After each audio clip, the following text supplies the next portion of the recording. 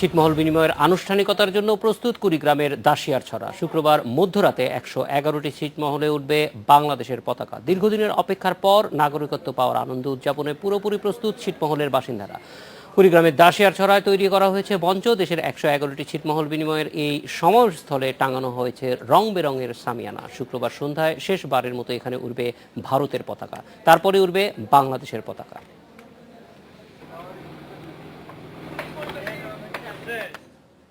এই মুহূর্তে কুড়িগ্রামের দাসিয়ারছড়া ছিটমহলে আছেন সহকর্মী মাসুদ কার্জন, চলে যাচ্ছে তার কাছে।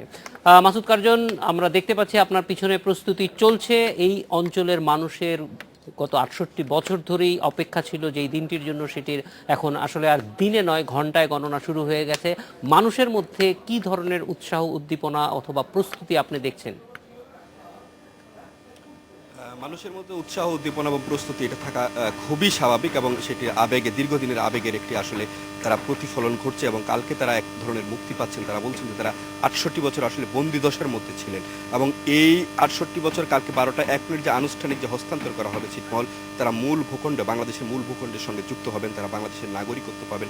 তারা এই ঐতিহাসিক মুহূর্তটিকে, তারা এই ঐতিহাসিক ক্ষণটিকে তারা স্মরণীয় করতে রাখতে বেশ কিছু অনুষ্ঠান কিন্তু তারা নিয়েছেন। আমরা এখানে দাঁড়িয়ে আছি, ঠিক চলছে এই মঞ্চ তৈরি। এই মঞ্চেই কিন্তু মূল অনুষ্ঠানটি হবে কালকে রাত ১২টা ১ মিনিটেতে। সেই অনুষ্ঠানের অংশ হিসেবে তারা বলছেন যে ৬৮ বছর তারা অন্ধকারে ছিলেন, বন্দিদশা ছিলেন, তাদের মুক্তি ছিল না। সেই ৬৮ বছরকে সামনে রেখে ৬৮ বছরের মুক্তিদশা থেকে বের হয়ে আসছেন। এর প্রতীক হিসেবে কালকে রাত ১২টা ১ মিনিট তারা ৬৮টি মোমবাতি একসঙ্গে প্রজ্বলন করে তারা আলোর দিকে যাত্রা করবেন, তারা মশাল মিছিল করবেন। এবং এখানকার স্থানীয়ভাবে যেসব গ্রামীণ খেলা বা ঐতিহ্য আছে সেগুলোও কিন্তু কালকে তারা তাদের যে আচার অনুষ্ঠান বা কালকের যে অনুষ্ঠান সেগুলোর মধ্যে আছে লাঠি খেলা, নৌকাবাজ, মোরগ লড়াই, এই ধরনের নানান অনুষ্ঠানের মধ্য দিয়ে কালকে তারা আনুষ্ঠানিকতা শুরু করতে যাচ্ছেন। তবে কালকে আমরা ২ দিন ধরে এখানে আছি, আমরা দেখছি যে দিনভরই আসলে সাধারণ মানুষের মধ্যে একটাই আলোচনা, সেটি হচ্ছে কাল রাত ১২টার ১ মিনিটের প্রস্তুতি। এবং তারা আনুষ্ঠানিকভাবে বাংলাদেশের সঙ্গে যুক্ত হচ্ছেন, বাংলাদেশের মূল ভূখণ্ডের সঙ্গে যুক্ত হয়েছেন।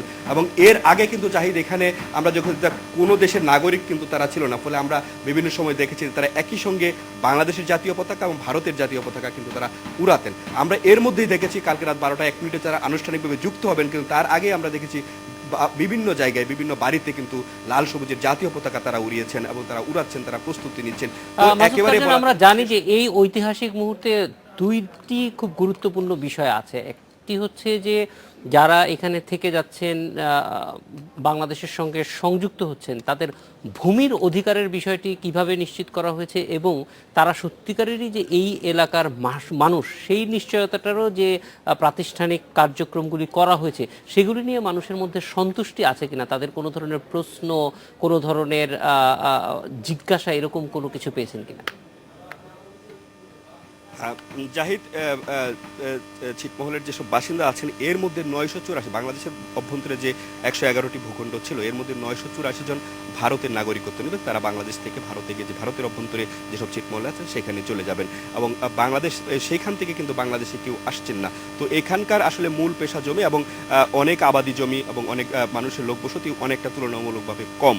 ফলে এখানকার জমি যারা থাকবেন এবং যারা ছেড়ে চলে যাবেন তাদের জমি কি হবে, এবং সেই বিষয়টি কিন্তু অনেক দিন থেকে আসলে আলোচনা আসছে। এবং প্রশাসন কিন্তু এর মধ্যে একটা নোটিশ জারি করেছে যে আপাতত কোনো জমি ক্রয় বিক্রয় চলবে না। যারা ছেড়ে যাবেন তাদেরকে একটা অপশন দেওয়া হয়েছে, যারা ছেড়ে যাবেন তারা ভারতে যাবেন, সেখানে তারা থাকতে পারবেন। তারপরে তারা সেখানে যদি তারা যদি সেটেল না হয়ে থাকে তারা আবারও আসতে পারবেন। তবে এরপরে কিন্তু তাদের বিক্রি করা। মাসুদ কার্জন, আপনি আমাদের সঙ্গে যোগ দিয়েছেন, এর জন্য ধন্যবাদ। আমরা একটু যাব কুড়িগ্রামের পুলিশ সুপারের কাছে, তার কাছ থেকেও জানতে চাইবো যে নতুন মানুষ আসছে আমাদের সঙ্গে এবং নিরাপত্তার বিষয়গুলি কি নেওয়া হয়েছে। আমরা সরাসরি চলে যাচ্ছি কুড়িগ্রামে, সেখানে পুলিশ সুপার ডক্টর মোহাম্মদ তবারকুল্লাহ আমাদের সঙ্গে যোগ দিচ্ছেন।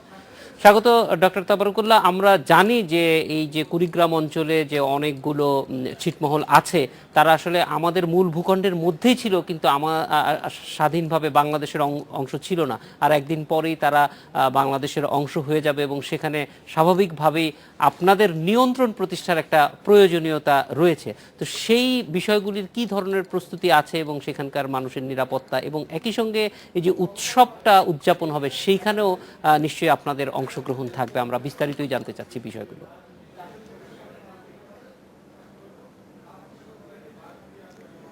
ধন্যবাদ আপনাকে। বাংলাদেশ পুলিশ তথা কুড়িগ্রামের জেলা পুলিশের পক্ষ থেকে ছিটমহলবাসীদের নিরাপত্তার জন্য আমরা অনেক দিন আগে থেকেই কাজ করে যাচ্ছি এবং আপনি জানেন যে গত 6 তারিখ থেকে হেড কাউন্টিং শুরু হয়েছে এবং যেটি 16 তারিখে শেষ হয়েছে। আমরা সেই হেড কাউন্টিং চলাকালীন সময়েও ছিটমহলের সমস্ত নিরাপত্তা এবং যারা হেড কাউন্টিং কর্মকাণ্ডে অংশগ্রহণ করেছিল এবং সেটি একটি বড় কর্মযজ্ঞ ছিল, সেই কর্মযজ্ঞে সার্বক্ষণিকভাবে আমরা নিরাপত্তা নিশ্চিত করেছি এবং সে একই ধাঁচে আগামীকালকেও আপনি জানেন যে আগামীকাল মধ্যরাতের মধ্যে ছিটমহল আনুষ্ঠানিকভাবে বিনিময় সম্পূর্ণ হবে এবং সেই ক্ষণটিকে স্মরণীয় করে রাখার জন্য ছিটমহলবাসীরা বিভিন্ন প্রোগ্রামের ব্যবস্থা করেছে। সেই প্রোগ্রামগুলোতে যাতে নিরবিচ্ছিন্নভাবে তারা তাদের প্রোগ্রামগুলো সম্পূর্ণ করতে পারে এবং ছিটমহলবাসীরা যাতে আনন্দের সাথে দিনটিকে স্মরণীয় করে রাখতে পারে, সেই জন্য কুড়িগ্রাম জেলা পুলিশ সর্বাত্মক প্রস্তুতি গ্রহণ করেছে এবং সেই অনুসারে আমরা সাদা পোশাকে ডেপ্লয়মেন্ট করেছি এবং পোশাকই পুলিশ আমরা থাকবে, আমাদের অফিসাররা থাকবে। আমরা প্রতিনিয়ত ছিটমহলবাসীদের সাথে নিরাপত্তার বিষয়ে মত বিনিময় করে যাচ্ছি। সেখান থেকে সমস্ত ডাটা আমরা কালেক্ট করে পরিকল্পনা মাফিক আমরা নিরাপত্তাটাকে নিশ্চিত করার জন্য কাজ করে যাচ্ছি এবং আমরা আশা রাখি কোথাও কোনো সমস্যা হবে না। আর তাছাড়া আগামী পরশু দিন থেকে, দ্যাট ইজ আগামীকাল মধ্যরাতের পর থেকে সেখানে আমাদের নিরাপত্তা কীরকম হবে, পুলিশ সেখানে কিভাবে কাজ করবে, তখন কারণ সেটি বাংলাদেশের অংশ হয়ে যাচ্ছে, সে বাংলাদেশের অংশে নিয়মিত টহল থেকে শুরু করে নজরদারি এবং মোবাইল প্যাট্রোল চেকপোস্ট যেই ধরনের অ্যাক্টিভিটিস, পুলিশি অ্যাক্টিভিটিস প্রয়োজন, সব ধরনের অ্যাক্টিভিটিসের মাধ্যমে তার আইন শৃঙ্খলা পরিস্থিতি আমরা নিয়ন্ত্রণ করব। তো এ পর্যন্ত সবচেয়ে ভালো সংবাদ হচ্ছে এই দাসিয়াছড়া সবচেয়ে বড় ছিটমহল এবং এই ছিটমহলে এখন পর্যন্ত কোনো ধরনের নাশকতা বা কোনো ধরনের অপ্রীতিকর ঘটনা সৃষ্টি হয়নি এবং ঘটেনি এবং ভবিষ্যতেও ঘটবে না। আমরা সে পরিকল্পনা মাফিক আগাচ্ছি। আর আপনি জানেন যে অনেক দিন যাবৎ ছিটমহলগুলোতে বাংলাদেশের বিশেষ করে আইনশৃঙ্খলা বাহিনী প্রবেশ করতে পারেনি এবং সেখানে বলতে পারেন যে চোরা কারবারি থেকে শুরু করে মাদক ব্যবসায়ী এবং সন্ত্রাসীদের একটা অভয়ারণ্য ছিল এবং সেই অবস্থাটাকে আমরা পরিবর্তন করতে চাই। আমরা আমাদের দেশের মতো, দেশের শান্তিপ্রিয় মানুষ, এই কুড়িগ্রাম জেলার শান্তিপ্রিয় মানুষ যেভাবে শান্তিতে বসবাস করছে, ছিটমহলের জনগণও যাতে শান্তিতে বসবাস করতে পারে তার জন্য যে কৌশল অবলম্বন করা দরকার আমরা সেটির ব্যবস্থা করছি এবং আমাদের পরিকল্পনায় আছে।